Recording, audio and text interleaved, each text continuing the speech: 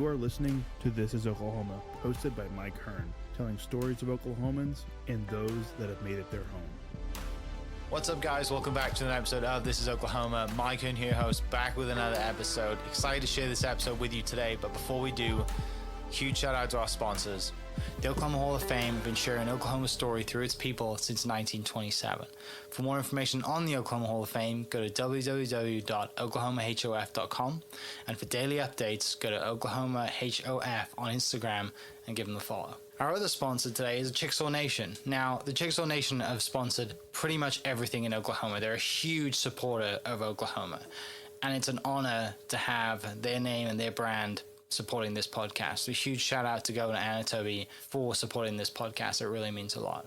This episode is brought to you by the Doghouse OKC. Recently, I have been in need of some doggy daycare for my two pups, and the Doghouse have come in clutch. The team over there are incredible. They've taken care of my two golden doodles, and so it's been an honor to partner with them on the podcast and share the love. Adding to that is the Doghouse, and so if you're in need of doggy daycare in the day or boarding overnight, they do grooming and other cool things too, but I've had a fantastic experience, and it's an honor and a privilege to share this with you too. So go to thedogHouseOKC.com and follow them on Instagram at thedogHouseOKC, and hopefully our pups will run into each other.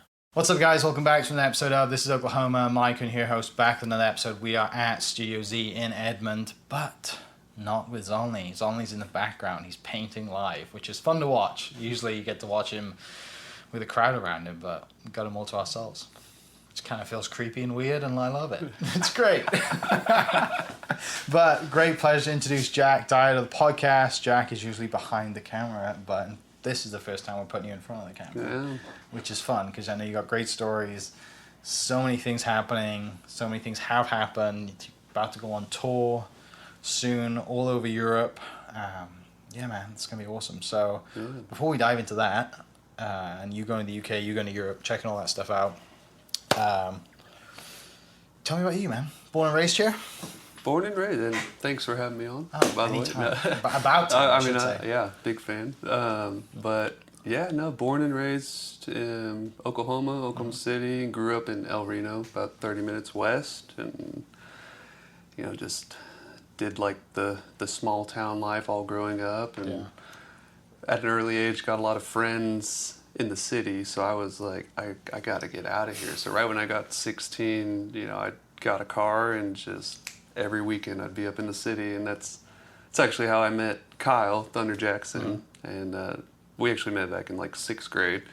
My mom was his teacher, and so she would be like, hey, come up to school when you're off and like meet some of the kids and stuff. And I was in a band back then, like all growing up. I started playing drums like at 10, and then just started guitar and started writing and things like that. And so she would like play the kids my music at school, and then so I'd go up there and they'd be like, oh, like a proud mom, right? Yeah, my son's work. That's exactly. Really cool. And then Kyle was always just a fantastic singer, and we all just had mutual friends, and we all just started growing up together and doing life. And so was music first before videography? Music first. Oh yeah. Music first. Videography. Drums first. And then worked into the guitar, and then writing lyrics, and kind of became a front man of like a kind of a punk band. It was like Blink-182-ish. Love that. And then but the high school hit, and it was so hard to like balance people's lives in high school. You're a high school kid, girls get involved in sports, and so I was like, I can't get a hold of anybody to practice music, so I was like, I'm gonna learn how to make beats, because I played football, and just the culture of football and the music and the weights and just the intensity. I just fell in love with hip hop and rap and the beats and the production, and so I got a little beat pad and started to learn it, and just kept at it forever, dude. I mean, that music is definitely my top passion priority, but film goes hand in hand with it. Yeah, definitely. So growing up in El Reno, you just sick and tired of the onion burger now? Like you just had Dude. so many and you're No, just I'll like, I can't do I'll that. still crush one. Okay, as a local and growing up in El Reno, what was the Yeah. go-to? Because there's 3, Yeah. maybe 4 epic spots there. I mean, I loved Sid's. Sid's was your personally. go-to? Sid's, Okay. Johnny's, fantastic. And honestly, I can say I'm sorry, but I've never been to Robert's, Okay. which might be one of the. It's still there. It's still Coming after you kicking. with pitchforks. Yeah, now, no, Tick that box. Sorry, burgers. We're gonna have to tick that box. I have to take you back home to go to Robert's. Yeah, to dude. complete I've the never 3. been, and I grew up like working next door to it, and would still just be like, no, I'm gonna walk the extra block and go to Sid's or Johnny's. And, yeah, just like my whole life in El Reno, it was very like, very small town, very family. So like when I was 12 or 13, I started building fences and digging ditches with my uncle, which was fun. It built a lot of character because he polite way of saying. Yeah, he was Psychotic. very particular and very like hard and stern, and so it helped me grow like a thick skin. Yeah. And then moving forward, once I turned about 15, my family's owned the newspaper in El Reno. Yeah. For like 90 something years. My grandfather founded it. And so I turned into a press boy, paper boy. And so honestly, I did that. I did paper boy to fund my dreams basically for like 10 years. Yeah. It was till I was like 25 and I stopped being a paper boy. Oh, wow. I would work various bar gigs. I worked at Blue Garden Yeah. and some wine bars too. But I was deep in the paper business for a long time. Yeah. Your family still have the business? Yeah, they still have it. Okay. Obviously newspapers taking a turn and they're trying to pivot and to figure out what to do next. Yeah.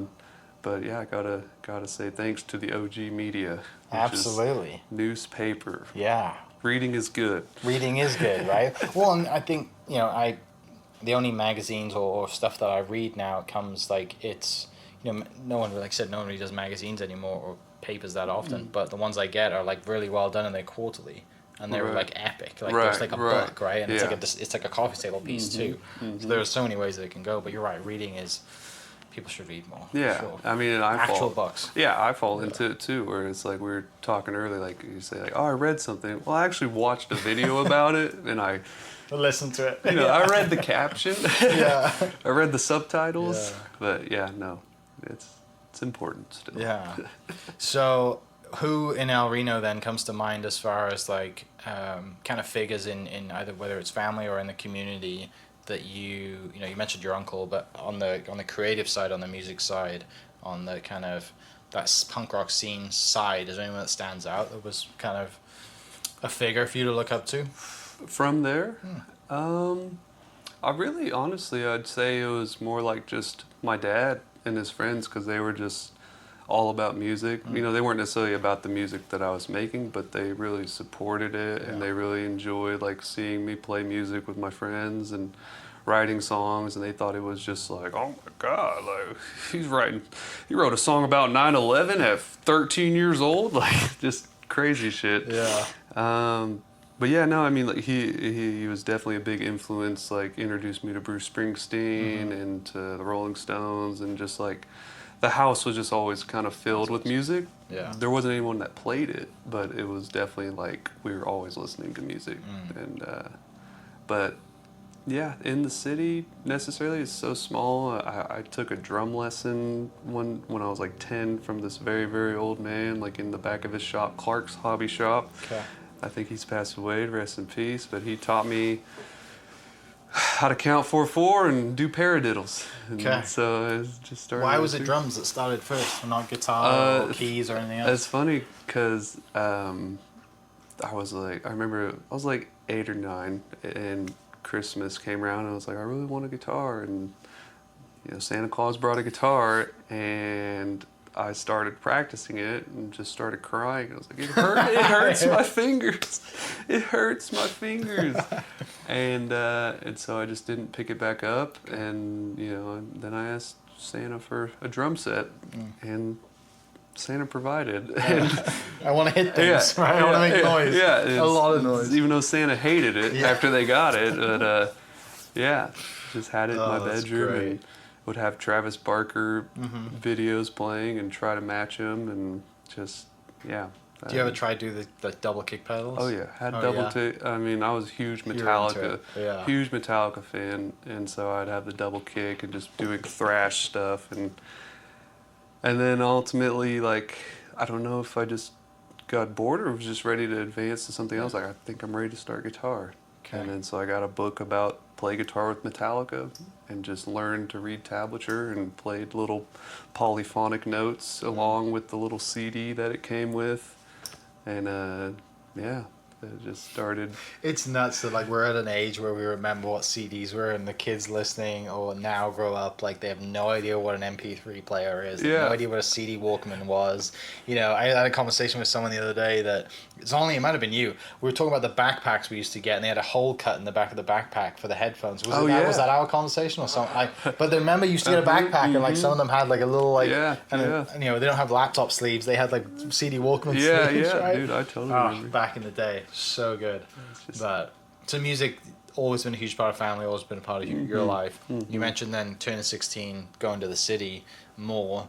How does that then change, you know, your life? Get in a car, being able to travel, go to the city, and how does that open up your kind of like, you know, world a little bit? Yeah, I mean, it was literally the drives, the 20, 30-minute drives that just, it was like I found peace. It was, you know, even at a young age, it was like a place to think, a place to listen to music and listen to ideas and come up and try to sing, you know, even though everyone thinks they sound great in the car, and then you put them in front of a mic and it's a different story. But dude, yeah, like the traveling part of it is like, I think it's so big to me to where it's helped me grow into this tour manager position and be able to drive the van and travel everywhere because of like just the confidence at a young age. Like, oh no, I'm getting on the highway and I'm going to hang out with the people I enjoy hanging out with. And yeah, it was the driving was where like all my ideas or anything would come up. And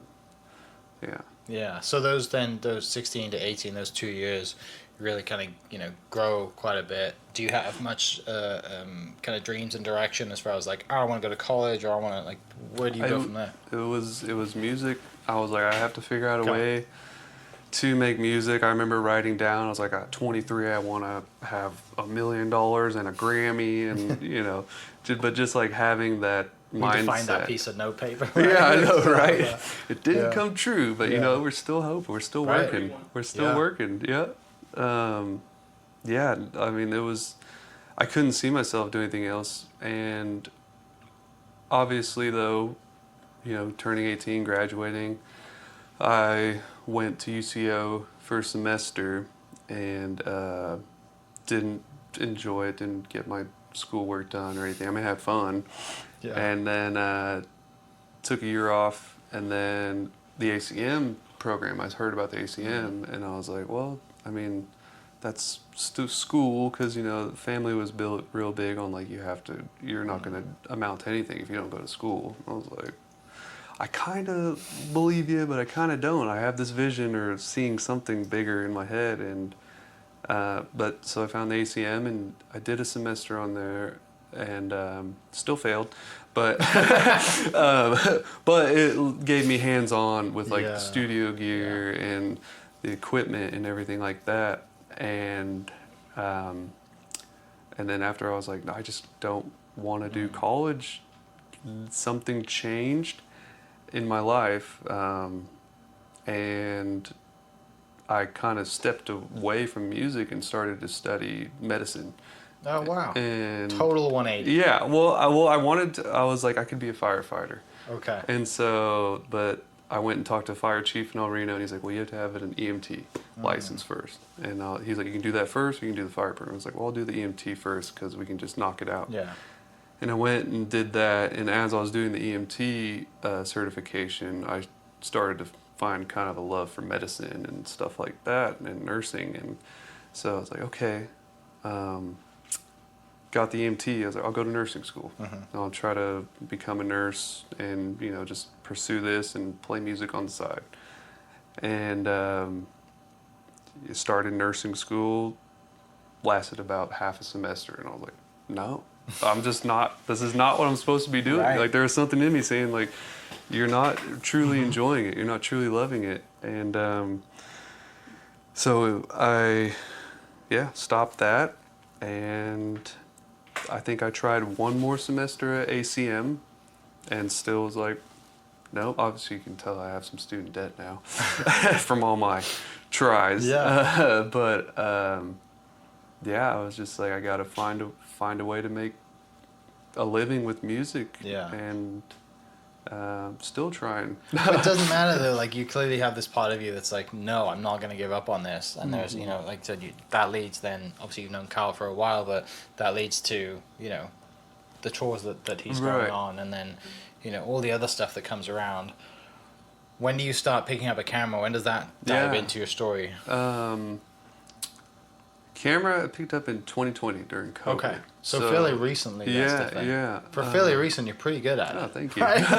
if I watched a lot of TV growing up. If I'd have had 10 people guess, hey, how long do you think Jack's been doing videography? They would not have said since the last, 5 years. They would have said longer. Yeah. That's awesome. No, Okay. I just picked it up because COVID hit, and I moved back home to Reno, kind of like what's going on with the world, and just me and my dad were kicking it, and newspapers started to, everyone was just like, what the fuck's going on? And so I was like, well, let's step into social media, and it's like, let's invest in a camera. And there's a very animated mayor in El Reno, Mayor Matt White. He's a legend, and he would love to do skits to promote like any of his stuff going on in town. Festivals, and so, whatever it is. And so I would just get with him like once or twice a week, and we'd make a funny video. But I knew in the back of my head, I was like, okay, like I want to use this camera to make music videos. I want to like use it for something else besides just local kind of newspaper work. And I just started to kind of find this new passion with videos, because it just translated so perfectly, like just using the softwares. Yeah. So it's like music production software. It's obviously it's audio clips and moving them around and putting them in their place, and then video is like, oh, it's just video clips. I just need to put them in the place that feels right. Or at least feels good to me. Yeah, and hopefully it translates. Okay. So the music stuff really is where it all started, and clearly there's a huge passion for music, and then like you said, videography just becomes part of that to add into like, oh, I can do this too, right. And also help out family business is kind of how it get the camera in first. As far as like, because you and Zolny are working on things, you have an album coming out. When he did the podcast, he was sharing you guys driving down to Austin. He's like, you're going to paint live on stage while performing, like all these crazy stories. But you're a part of this, and you're a part of this really cool scene that we have in Edmond and Oklahoma City, and whether that's music, art, videography, like there's so many cool people here. There's so many people doing certain things, but everyone wants to work together, right? And you've got Ricky and Boom opening up restaurants, whether it's Team or whether it's Ultraviolet. Like there's all these things going on. I know Kyle performed down there, right? Thunder Jackson, for people knowing who don't know Kyle, who's fantastic. Like, you never have a boring day, right? Like every day is like, what are we doing today? Okay, we're doing a podcast, or we're doing, we're making beats, or we're driving to, to video someone, whether it's only painting, like this. And you figured it out, right? Dude, or maybe you feel like you're continuously figuring out, but it's working. There's something always keeping the dream alive. Yeah, there's been always something in me that's like, obviously, gravitate towards like-minded people, which are creatives, and I'm always seeing like, you go to bigger cities and it's just like dog eat dog, like don't help unless you have enough money to help or pay and like contribute. And it's like you come here and there's just so many talented artists and musicians, and for the most part everyone's like, let's work together. Let's help each other. Let's grow, because like we have such a cool niche thing in the middle of America that is like just dying to like pop and be exposed. And, you know, obviously it's like having the Thunder win a championship also puts Oklahoma on the mark. And it's just like all these things that just kind of you see building blocks. All right, well, we'll just keep working in something. And it's not even like the ultimate goal, end all be all is like we have to be, Oklahoma has to be the greatest place in the world and fame and fortune, all this. No, it's more so like we just have to come together and make cool shit while we have time here, and like hopefully inspire other people to want to do that, or to not give up on their dreams and go and, you know, work the day job that they dread. And it's just like it's all possible. And like you know, it's all hard as shit, and it takes a lot of time, a lot of consistency, and a lot of blood, sweat, and tears. And but something will always come out of it. Yeah. And whether it's positive or negative, it's a learning lesson and something to grow on. Tell me about. I'm assuming this, and correct me if I'm wrong. The most of your time is spent then with Kyle and the band as the team band manager, right? So tell me about that relationship. Obviously, it starts when, you know, your mum's his teacher and he's playing music and stuff like that. But how has that friendship and then business relationship kind of developed over time to where, I mean, you guys are, you know, thicker than thieves, driving all over the world now, which is amazing, right? Coming from kids in school back in the day. Definitely. Tell that story. Yeah, well, honestly, dude, we hated each other when we first met.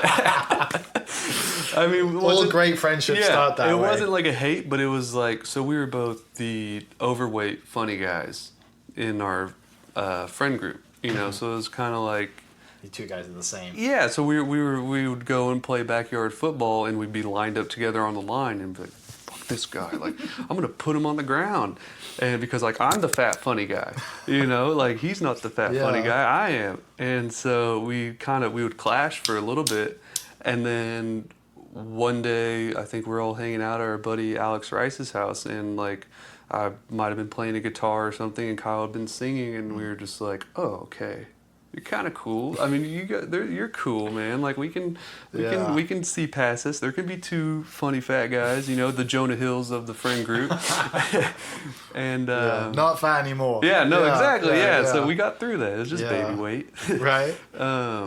But yeah, fast forward, you know, like during high school, when we got a little older, I would take over like my beat pad, and we would try to figure out how to make a loop, and he could play guitar because he was performing at 15. He'd be able to get into bars like all around Oklahoma City. His parents got him in, and he would just play. And so we were like, how can we add some drums or something? And we never did anything live, but we just would work on it together. And then fast forward to like 2017, you know, Kyle releases Guilty Party, and it just boom, everything happens. You know, he gets a label and management, and I remember he moved back from LA to Oklahoma, and was living on our couch or something, and he was like, let's go get lunch, and went and got lunch, and he was like, I want you to be my tour manager. I was like, cool, what's a tour manager, what dude? Does that mean? What is a tour manager? I'm down, but what is it? And yeah, he's basically like, you know, you're organized, and I feel like you can get shit done, and that's what someone needs on the road. And someone you can trust. Yeah, right? yeah, exactly, face. exactly. And that's like the biggest part, because I mean, you could just be a hired gun tour manager, and then the band hates you, or vice versa, and then everybody's just having a bad time on the road.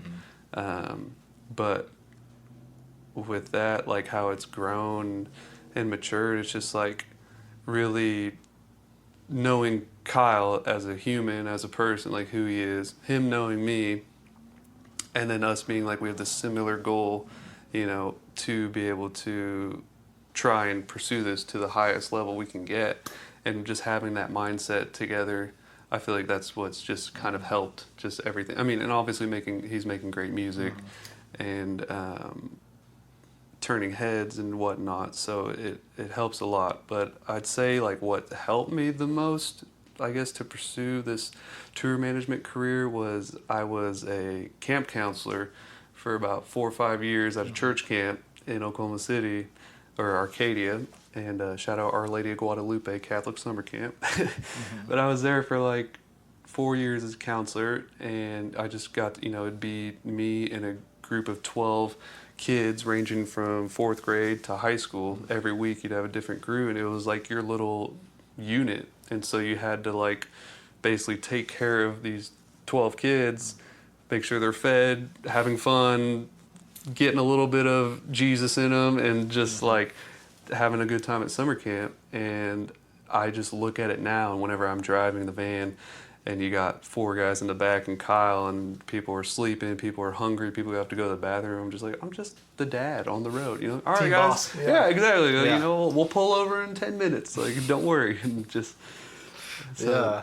When is it then after he hires you as team leader that you hit the road? And I mean, do you go all over the country? yeah. Does he go on tour? Yeah, so like literally, I think it was probably about a year after we went and did a whole run.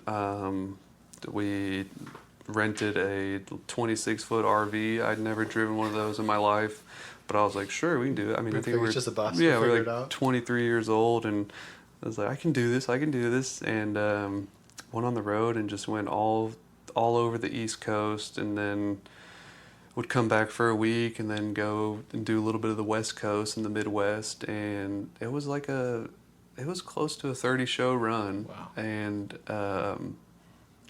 it was just so different, but there was just so many learning moments. I mean, I backed into a cop car in the RV right after the show, so that was fun, and just hightailed it to the closest Walmart to go to sleep, you know, because you can sleep in Walmarts if you have an RV. Yeah. And so it's, it started to trickle after that. 23, you said 23 foot? 26 foot? 26 foot 26 RV, foot yeah. RV, you were Yeah. 23 driving Yeah. it, Yeah. and you back into a cop car after Yeah, the show. literally after the show, the band's loading What city? out. This was in Missouri. Okay. It was at some college town in Missouri. And yeah, we were just like, because I remember I had the window down and Kyle was like helping me. There was a backup cam. And This isn't helping your driving. No, right? it's not helping. You got someone at helping you all. and a backup Yeah, camera. exactly. I mean, dude, it's a 26-foot. I'd never done that in my life, and I parallel parked it into the spot so in front of the cool. venue. We got it all loaded out, and I had both windows down. Kyle's back there like this. Well, then there's like these college kids walking by, and they were just chanting like, "Yeah, hit it." And I was like, what? And I kept going and just went into the cop car. And it was like, dude, it was just like super bad. The side of it? No, Or like the front end. Yeah. The hit just backed straight into the front end. Yeah. I mean, it moved the cop car. We looked. It probably scratched Yeah, a hit little like bit. they probably had bars on it, right? uh-huh. Yeah. And but it was funny because like right after that, it was 2 cops, and they came walking out immediately after, and I was like, oh shit. And they came up to Kyle and started talking to him, and as they were talking to him, like they didn't see what happened, Yeah. but it was just kind of like one of those moments like, oh my god, they saw what happened. And then and it was like something out of Superbad, dude. These like 2 good-looking girls just walked by, and they go like, officer, do you know where this place? And they just turned and we're just like, yeah, we can help you with that. And I was like, Kyle, Get let's out of go. here now. Got to the closest Walmart. Oh, that's so good. Yeah. That was like the first time you hit the road? Yeah. The first time you hit the road? Yeah. Yeah. As the bus got bigger, for every No, tour, it's it's like shrunk. that was it shrunk. It shrunk to Sprinter vans. Oh. I mean, but hopefully, you know, Yeah. after this UK run, we'll be doing bus. Bus, And okay. I don't think I'll be driving. No, you that. wanna hire a That- bus Yeah, driver I don't for want that to drive one. the bus. Yeah. And okay, so you go all over the country there. That's your job, right? You're technically Yeah, yeah. that is your profession, right? Yeah. You're in that role. Yeah. You're traveling around. What do you when you you're seeing Thunder, Kyle do all these shows, you're seeing the set, you're 30 shows in a row, like yeah, obviously it's gonna get like it's the same, right? Mm-hmm. But what is it like through your eyes? Where are you during the show? Yeah. Do you have obligations during the show, or can you kind of just enjoy it? Like, tell me about Yeah. like show night. So like show night, I'm there. I'm helping the band get set up. Everything needs to. I'm talking to the management of the establishment to make sure we have everything we need. They have everything they need from us, and then showtime comes. Since I've got the camera and do his socials now for especially all his live stuff. I'm either on stage with the camera trying to get a good angle, and because for some reason he doesn't mind if I'm on stage, but he's like no one else. So I'm like, all right, I'll stay back. I'm not gonna go and take. Right. I'll go on stage and go around and kind of film the whole show, and then right after that, it's super quick pack up, meet, settle, and then we're out the door, and it's just like On to kind the of like next that. one. Yeah, and I Yeah. mean, but every performance is unique, and it's definitely like it never really feels like the same show. Like because every room sounds different.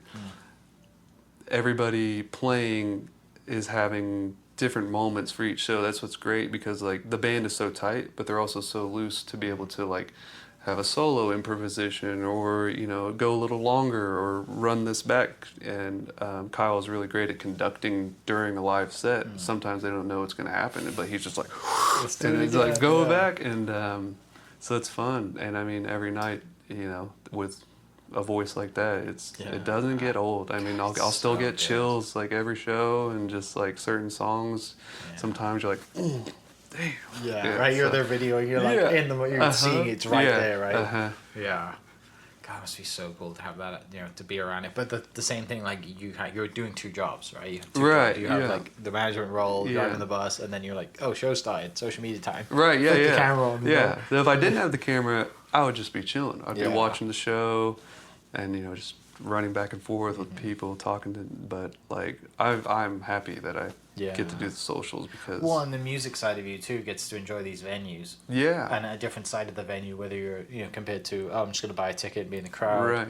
Like you mentioned, every place has different sound, and then because of your music background, you understand that on their level versus just a room to me. Right. Like, Yeah. I'd have no idea. I Yeah. wouldn't know what the sound is, but obviously through their ears and your ears, like the sounds. Right. Well, I mean, because you're going to so many different venues, shapes of rooms, and whatever, and some of them, even to their equipment, like you might have just a shitty system that you're having trying to make sound good, and then you might go to one in a venue and it's like, this is immaculate, like this sounds incredible. And now it's been great because we brought on Nick Sigmund to help run the front of house, and he's just an audio wizard. Like, he took this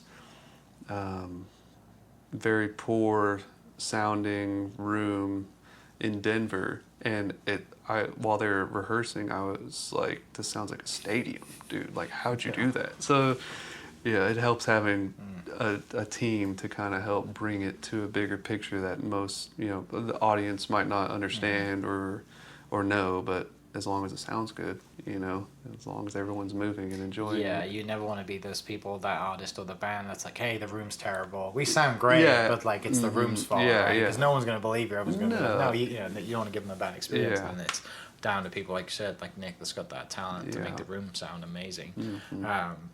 Any standout moments or standout places you've been to that you're like, wow, the places that shocked you? I'd say the coolest venue we did was the Fonda in LA. Okay. Whenever we went and supported Chet Faker back in 2019, that was just, I mean, I didn't realize at the time, but it was such a famous venue in LA, and it was just a beautiful, like, theater style kind of esque. It was the first time we'd played a room that big. Yeah. Great show. How big is the room? That room, I think it was 1,500 cap. Oh, wow. So it was a good size. It's almost like it's like a little bit bigger than the tower, and just had more like character, like all the cathedral-esque looking architecture around. That was definitely so far my favorite. We played some crazy tiny places, like as big as this room, to 3-4 people on tour. That's kind of cool. Yeah, there was one actually in Connecticut or Pennsylvania, or I think it was the same thing, but area. It was up northeast, and in like the back of this brewery, and it was like a 10 by 10 stage, super small, and literally the people came out like, hey, just so you guys know, you only have 2 tickets sold. And we were like, okay. And we kind of thought, like, do we do it? And we were like, yeah, it's a rehearsal, and they'll experience a great night. And the couple that came ended up buying those tickets as their wedding gift, like they just got married, and they were like, we want the husband was like, Guilty Party is my alarm when I wake up in the morning. It's my favorite song. Super fans. And it was just honestly this beautiful moment because these two people had this private show, and they got the whole room to themselves. And you know, Kyle was like, "You guys got any requests?" Like, I'll do anything for you guys. What do you want? Yeah, no. So it was a really cool, beautiful awesome. moment. Tell me about your first UK trip. First UK trip, man. I'll never eat beans with breakfast. I can't do it. I don't eat beans here. No, I can't not beans on toast? No, dude, I can't. They just, I think it's, sorry, a leaky, but I watched my sister eat beans growing up, and it just... Heinz tomato beans. Yeah. On toast, a little bit of cheese. Yeah. So Maybe I'll try it. Maybe I'll try it one day. I couldn't even take a bite. Like, it's just something about the beans, man. Yeah. It's just... It's mental. Okay. Yeah. But no, the first, oh man, Brighton is just Brighton's insane. a special place. That was like, and we had gotten there at the perfect time. It was like 75 the whole time and sunny, and everyone was like, "This is crazy! Like, you know, this isn't normal." But it felt like I was at Santa Monica. Like, just they had the pier and everything. I mean, my favorite part of so far of being over in the UK and everything is just, dude, all the architecture and the buildings, and it's like you don't see that over here unless hundreds you and hundreds of years of history. Yeah, it's just like so cool, and so that's I'm very excited because we're going to Vienna, which Garrison has been a few times, and he's told me it's just like a palace almost, and I would say, I mean, that and the people are honestly, I love the people. It literally felt like I was in some kind of simulation, because like obviously like everyone looked like people, you know, but then when they'd walk by, everyone had an accent like you, and it's just like I'm used to hearing y'all and all this stuff. And you're there in cowboy boots and jeans, and everyone's like, and everyone just guy? instantly, you're American, yeah? And I'm like, what gave it away? Was that first tour like a solo tour, as far as like, I mean, how were the shows, or was he opening for somebody? Like, how does that come about that you're like, hey, you're going on it, kind of, you know, you're going to the UK? Yeah, so... And is that the first time you guys have gone overseas? That was the first time that we'd done any Thunder Jackson stuff overseas, and it was for the Great Escape Music Festival in Brighton, which is kind of like a South by Southwest here, and he had just been invited, and they said, yeah, let's go for it, let's do it. So we literally went to Brighton for 5 days, played one 30-minute show, and then just got to enjoy went to London for a day and kind of got to see around there, and that was a great time. So this up and coming tour is more of a Euro travel around. So this one, so it was like, it was cool because there was like one of the heads of the German radio stations came, and because they started spinning Steady Freddy a lot, one of Thunder's songs, and they just loved him, and I guess that's where his biggest audience is out in Germany. And so one of the heads of the radio came and was just kind of like, I want to offer you to do the New Pop Festival if you're down. And we're like, yeah, let's do it. And so management kind of helped gear with other stops for us so that it's a proper tour, not just another one-off show. And so, now we... Are you driving a van all over Europe? No, I'm not. No, dude. I was down because I learned that in Germany they drive on the right side of the road. Yeah. I didn't know that. In Europe they drive on the right. It's the UK that they drive on the left. It's the UK, okay. Yeah, it's the UK and like Australia and New Zealand, I think. Yeah. Everywhere else is like on the other side. Yeah. Okay. Yeah. That makes sense. But no, we are gonna get a van, but we're gonna have like kind of a local kind of help and service. Yeah. Yeah. And which will help. Yeah. Yeah. They'll drive. I mean, you don't want to be backing into cop cars in Germany. No, I don't think my license will really transfer. Yeah. Oh, it must be so good. Okay, so you're going in September, so it's coming up. Yep, September. We'll leave the 10th. Okay. Shows on the 12th in London at Hoxton Colours.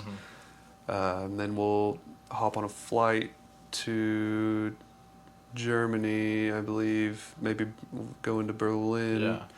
Do Berlin, and then I don't even know how to say it. Mood Pro or Okay. I Sure. don't- Whatever you one say, of people those listening will places. be like, yeah, that's great. And then Badan Badan is the New Pop Festival, and then I think we got Vienna, Oh, nice. and Okay. so it'll be a good proper With run. traveling, what's your non-negotiable? What are you taking? What do you have to take with you when you travel? Camera. Oh. I mean, yeah. Yeah. Travel. But shooting photos though, not video, or are you taking both? Video for sure. This time I'm Yeah. gonna take a film, point and Nice. shoot Nice. kind of camera, because I lack on my photography. You know, people hand me their iPhones, like, take a picture of me. I'm like, I am not good at this for some reason. It does not translate. Video and get a little, I'll take a picture quick. every time Yeah. of my girlfriend or something. It's like, this is a terrible angle, and I'm like, I don't know. I'm sorry. I just feel like it's the same. But non-negotiable travel gear. I don't know if I can say this, but probably a weed pen. Yeah, No. I'm sure you could find something over there. There has to be. There's definitely Yeah. it over there because I know Yeah. it is. Yeah, it just depends which country you're going to Yeah. be in. I don't know. So you're in the music world, so that people are going to have something. AirPods. AirPods. Have to have AirPods. Okay. You know, I can't do a flight without music. Yeah. Like, oh, it's just brutal for Well, me. that's the thing too. Like flying 10 hours back home. Yeah. You know, like you've probably never flown that far No, before, right? And so, no. like, how do you, and it's through the night. I always like take a couple of sleeping pills and knock me out. Yeah, Because yeah, like you're never gonna sleep otherwise. Especially sitting up for 10 hours through the night. It was brutal. Unfortunately, I we had a can't middle fly. seat the first time flying over there, and it that's was the worst. brutal. But Yeah, we I did will it. invest in like a bit more money to spend. Spend a bit of money to sleep and have a little bit. Not that I'm going first class at all, but just have a window or Right, yeah. Something. Yeah. Because it can be pretty brutal to Yeah, fly over there, yeah. depending on who you get sat next to. Yeah. And screaming babies. And, Yeah. But I mean, it is part of the trip, which is fine. Right. Are you gonna do any driving over there? You gonna try and do anything? I mean, I'll offer. Yeah. I'll offer. I think one of Garrison's friends that he met through Zoo is just going to come and help drive and stuff. So, I mean, I'm sure, I haven't been to Germany, but I'm sure the roads and the vehicles are pretty. I've driven a Mercedes, so I know how to. You're gonna be fine. Outside of then the videography and the music, and taking a camera with you to shoot some film, is there anything else that you're like, man, I'm just like really excited about going to see? You gonna have much opportunity to do little side stuff? We'll have some time. Travel. I haven't really like dove in. The biggest thing I want to do, what I didn't do as much on the first UK run, was just take the camera out and just go film and get certain shots and just experience the city as well through a lens. I think it was just like the first time being over there is kind of like kid in a candy shop, and it's like I don't even know how to work a camera right now. Like I gotta experience all this stuff, but this time, like, I don't want to miss any opportunities to just get some beautiful architecture, people just interacting, and is there like a vlog idea that coming? Are you gonna like film, like make a little YouTube or something about the whole trip? Yeah, I've done it a few times with like the past tours. It's just finding the platform to put them on, because obviously Kyle has a specific. He's got different people kind of helping with his look and stuff like that. But I'm definitely gonna do more of a vlog style kind of thing, even if it's just me kind of doing it. I don't love it like me being like, hey, what's up, guys? But I also understand like not everyone gets to do these kinds of situations and these things, and I'm sure people back home would love to see. Yeah, you're providing inside access to a tour, right? If they're some of their biggest fans, some of our biggest fans, and a lot of Thunders fans, they want to see that. Right, they want to see what you see, and whether it's walking down a corridor backstage just to see what that looks like. Right? Simple things like you're getting access to rooms and corridors and backstage that no one ever really gets access to unless you're an artist. So that's kind of really cool. Talking of on the music side, let's talk a little bit about your album that you're working on with Zonley. Yeah. Let's talk about that. The Crunk Life of Zonley. Because you've sang or done some words on a few of others in the past? Yeah, like in a few videos? I'll go in. I did all the last music videos, and then I produced and engineered all the songs on everything we put out so far, except for one or two. And this one is going to be the same. I think I it's gonna be 7 songs. I produced them all and engineered, and Yeah. I don't think I've sang on any of these. The new ones. Yeah, Okay. but yeah. Because you're in a video for one of them, right? Singing on the previous Yeah, album. yeah. I remember seeing that. Dancing, having fun. Does that make you super Yeah. uncomfortable to do that? No, I No? mean, dude, honestly, it's like I have this like performer inside me that I've always had, and like so Yeah. I don't care. Like it doesn't like I don't sit there and think like, oh, I look stupid or whatever. Like sometimes I'm like, I just laugh. Like I'm like, Well, that's you're good. you're a cheese ball, dude. Because you most know? videographers they're the opposite. Like you said, you want to be behind it, and Right. they're introverted, and Yeah. they wouldn't want to be performing, let alone Right. dancing on a camera, Right. just having a good time. Yeah, That's yeah. good that you can flick that switch and be like, oh, I've got to. I think that's kind of how it started because like growing up, me and my friends we would, smoke a little weed and we'd start doing acting scenes. Yeah. Like we would we didn't do theater, we didn't do anything like that, but we would just be, up in the room hanging out and we'd start doing like. So you come to me on the day of my daughter's wedding, and like just Yes. spin off each other and just start going, just scenes, and like such a good we scene. just loved like just making each other laugh pretty Yeah. much, and so Have you ever done any stand up? no, never No? done stand up. I I've think thought you'd be about it, great but I at feel like that's stand-up. like the hard. I feel like that's like such a It is, difficult but- thing. I've thought about it, but I'm just Yeah. like, what do I'm sure I could come up with something. Well, thinking of you and your buddies like just kind of doing that would be fun to just have like 3 or 4 of you on stage just Right, riff. Right? yeah, Maybe not yeah, solo stand up, yeah, that's hot. Right? yeah. But like have you like just, an improv. Kind yeah, of, you're just yeah. opening the doors. They want to come in and like Yeah, listen to it. And you guys yeah. just kind of I riffing. might and have to messing around. tap into that. Yeah. Yeah. But yeah, that definitely helped with me just being like, it's just fun. Yeah. Like even if there's a camera on you, it's go have fun. Yeah. Do whatever you feel or think is fun, and Yeah. Got to be creative, right? Got to find new ways to get your creativity out, and 90% of the stuff that you're probably creative at and doing isn't going to pay off or isn't going to pay anything, but you find that one thing and you're like, oh, we can use that. Right. Or you find a Yeah. sound, or you find a visual or an angle, and you're like, oh, let me implement this. Like you Yeah. have to search for that stuff. Right. You Yeah. have And to tick there's that box. also that double-edged sword of if you like work at it so hard and put all of your energy into just say like if making beats every single day or something, you might either feel that burnout or you'll feel that everything is shit until you have that one that feels good. But like I'm big about taking breaks, and so I'm glad I have multi avenues where it's like, okay, I'm gonna be a filmmaker this month, and then it's like, all right, I'm gonna be a music producer for the next 6 weeks, and just kind of having this weird relationship of balancing just so I stay fresh Yeah. and don't get just lost. And then, of course, you get to the point of where everything is shit. And I'm going to get a job. yeah, Right? exactly. Yeah, which you never This want to is- do. You know, Yeah, the album coming out is gonna be great, and Yeah, I'm obviously you need excited. to be a It's- part of that, and something like shit. It's different for you, right? It's something that people say, "What do you do?" And you're like, "Well, which day of the week?" Yeah, is it? yeah, Right? no. I get that question a lot too. I'm like, well, there's a lot of things. Yeah, Depends which person. it kind of makes you feel which like a version of crazy me- person. Yeah, right. Like, which version of me do you want today? Like that movie Split, where the guy just has like all those multiple personalities, and he's just like Yeah, completely different. yeah. In the room where a lot of the painting and magic happens, you ever picked up a brush? Dude, I haven't. You haven't? No, You're in this I holy think grail, about this it all the sacred time. place of Yeah. painting and Will Zonley's creations. There's paint everywhere. It's all over the floors, over the walls. Yeah. Incredible work behind us that's being done, and some dumbbells, which Yeah. is nice to see. Yeah.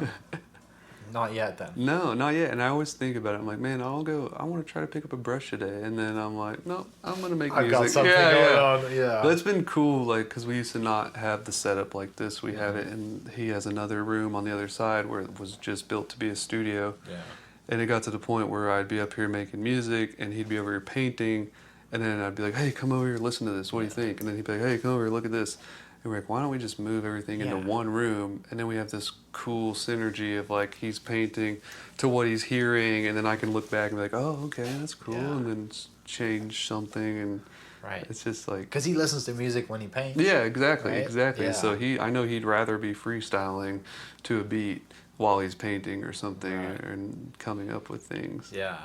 What is your kind of inspiration at the moment? What sounds are you listening to? What to get, whether it's music or listening to or making, like what's on the Spotify list at the Yeah. moment? You mentioned always having your earpods. What do you listen to? I'm listening to a lot of the new Clips Okay. album with Pusha T and Malice. They came back and made a phenomenal hip hop album, which is really great for like the production side. I get to really dive into that. Been on a lot of Rolling Stones lately. It's like been deep into like Wild Horses and the acoustic stuff, and just kind of like analyzing, like trying to figure out different feels, and also like the engineer brain going like, oh, that sounds like they put this kind of compressor on it, which goes too deep and can hurt you. But like, yeah, a lot of it's like a lot of rock, a lot of hip hop, sprinkle country in there. Zach Top, he's awesome. Zach Bryan is fun. Do you go to many shows? Not Can't really. find time. Not really. Yeah, whenever I have time, or if it's someone I really want to see. Zach's coming to town. Oh, yeah, Zach Top? Yeah, in October. Oh, okay. I think see? so. Yeah, I think. All right. I think he's playing Dude, Paycom in October. okay, yeah, that would be one I'm to pretty go sure to. it's Paycom. There's just like not a super ton of artists that are just really like I'm super fawning over or something like that. I mean, there's a lot of, Dejan, he's just put out his new record, and that is like a new age masterpiece in a sense of like just how crazy he goes sonically, and then but he also has this voice of Prince sometimes that comes in, and it's just like very, very fun to listen to. Yeah. What about videography and inspiration on that side? Inspiration on that, I try, like right now I'm in this phase of bring me your idea. Okay. More so like I haven't been taking the time to be like, okay, I need to come up with this video or this concept and do that. It's more so like having an artist or someone, a musician, be like, hey, I want to make this kind of video. Okay, cool. Like, Here's my vision. Let's create it. Yeah. I'll try. I want to get to closest to your vision as possible. And it's fun for me because it's like, as long as you give me some bones, I can try to put guts in and fill it out. And then the creative side of you gets to run wild, right? Yeah, You're exactly. like, hey, here's kind of like your house and your wheelhouse and your structure, but everything, you fill the house with creativity, and this is kind of where I want it to go, which is more fun to do. Yeah, sometimes when you're just trying to come up with something on your own, you go crazy, and that voice in your head will just tell you like, that's a dumb idea. Don't do that, dude. But then someone else might bring that same idea to you, and you're like, yeah, that's perfect. Totally. That's great. Such a good idea. Yeah. I was just thinking of that. I promise. Awesome. Okay, well, finishing up, my last question, because of the real estate world, is if you were to build your dream home today, what would it be? And so I'd love to finish with that one. No budget, dream home. Dream home, no budget. I would like space. So definitely I'd like an open concept kind of thing where it's like maybe the living room, the kitchen, the dining, the den are all in one big, almost industrialistic kind of thing where there's just room to move and go to different places. Have an upstairs. Let's get about 5 rooms up there, just bedrooms. And then I'd like a back house to be a studio, to be like fully functioning music studio / video studio. And you gotta throw a pool and a hot tub, of course. Always, yeah. Maybe a sauna, and and maybe a weight room too, so I don't have to go to the gym. I can just go there. Yeah. To that point, then, fitness journey. Let's keep finishing on that one. Fitness journey. You've been going to, why can I not think of it? Megan Adams classes. I try. Right? Yeah, I need to see them more. They're crushing it. It seems really intense. Yeah. Haven't been to any of them, but I have plenty of friends that have gone, and it seems like they are it's a war zone. best. They are the best. They are the most intense, but also most graceful and like compassionate. Like if you're like, I can't do one more, like that's all right. You don't have to do one more. Just do whatever you can, kind of thing. And or it's like I'm so sore today, I can barely move my legs. That's all right. You can do some stuff with your arms, like, and just be good, be kind to yourself, and don't be afraid to not come. With that being said, I haven't been in a while with them. I love you guys. You guys are literally the best. But sometimes I use the gym as like my therapy and alone time, to where I'm just like headphones in, sweat it out, and just release all that stuff you need. But yeah, no, I mean, I struggled growing up with weight so bad. That's why kind of learned to do music as well, because I was just like, I'm done with friends, girls don't like me. You know, I had a deformed jaw growing up, so I had to be like, people that play guitar are cool, you know, musicians are cool, so yeah. Full circle, dude. Yeah, right? full circle. It's crazy. Yeah. Well, man, thank you. I appreciate doing this. I know it's been a while for us to try and get together. Yeah, You're dude. busy. You're doing 10 million things. You're about to go on tour. I can't wait to hear about it when you get back. Yeah, dude. It's going to be awesome. I'm excited. Where do people find you? Where do people follow you? What's your Instagram numbers? Instagram's at Jack Dyer with like 3 or 4 R's at the end, and then also at Backhouse Tapes for all the video stuff I have. Like we talked about, we've got the Zonley album, Crunk Life of Zonley, hopefully coming out in October. And then actually we've got a new Thunder Jackson song that should be, I don't know if I can say this, but should be coming out in the next couple weeks. Okay. And you got credits on that one? I got credit, helped awesome. work on that one with them. So yeah, just a lot of stuff's moving, man. A lot of stuff. I can't complain. Feeling blessed. People listening, I'll put the link to that in the description. Check that out. And yeah, Crunk Life is Only's coming out. And then you guys going on tour with Thunder, which is just me so good. I can't wait to hear about your trip. Try some beans. Yeah, I'll try some beans on toast. I'll send cheddar you a cheese on picture, top. dude. Okay. Awesome. I'll close my eyes and take a bite. I'll have someone take a picture. You need good bread though. That's the key. You have to have like you can't get Texas toast over there, but you need like good thick white bread. Okay. So anyway, people listening, you'll get that at some point. Gotta get the But right yeah, bread. man, appreciate you. Yeah. Thanks for coming on the dude. podcast. I appreciate and, you, man. People listening, we'll catch you next episode. Hey. Cheers. Hope you guys enjoyed that great episode. Thank you so much for listening. As always, huge shout out to our sponsors, the Oklahoma Hall of Fame, sharing Oklahoma story through its people since 1927. For more information on the Oklahoma Hall of Fame, go to www.oklahomahof.com and follow them on Instagram for daily updates at OklahomaHOF. Our other sponsor, the Chickasaw Nation, amazing sponsor. They do amazing things for the state, and they're always sponsoring something in Oklahoma. They're a huge supporter of Oklahoma, and without their support, we wouldn't be able to do what we do. This episode is brought to you by the Doghouse OKC. Recently, I have been in need of some doggy daycare for my 2 pups, and the Doghouse have come in clutch. The team over there are incredible. They've taken care of my 2 golden doodles, and so it's been an honor to partner with them on the podcast and share the love. And adding to that is the Doghouse. And so if you're in need of doggy daycare in the day or boarding overnight, they do grooming and other cool things too, but I've had a fantastic experience, and it's an honor and a privilege to share this with you too. So go to thedoghouseokc.com and follow them on Instagram at thedoghouseokc, and hopefully our pups will run into each other. Thank you for listening. We are inspired by those around us and hope that you are too. Make sure you subscribe to this podcast on your favorite podcast platform and leave us a review so we can keep telling your stories. For more great Oklahoma content, follow This Is Oklahoma on Facebook and Instagram.